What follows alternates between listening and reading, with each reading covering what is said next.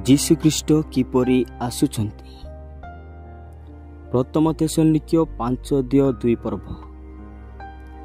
कारण रात्रि रे चोर आसिला परी प्रभुंक दिन जे आसीबो एहा तुमे माने उत्तम रूपे जान। माथ्यू 24:84 पर्व। एणु तुमे माने मध्य प्रस्तुत होइताओ, कारण जो दंडरे तुमे माने मने करुनथिब सेही दंडरे मनुष्य पुत्र आसीबे। माथ्यू 24:50 पर्व। ताहा हेले जो दिन से अपेक्षा करुनथिब ओ जो दंड से जानि नथिब सेही दिन ओ सेही दंडरे ताहार प्रभु आसीबे। प्रकाशित वाक्य 1:7 पर्व।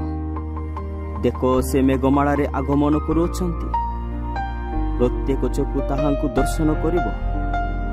जो माने ताहांकु बिंदितिले से माने मध्य दर्शन करिबे। आउ पृथ्वीर समस्त गोष्ठी ताहांको आगमन सकाशे विलाप करिबे। हाँ,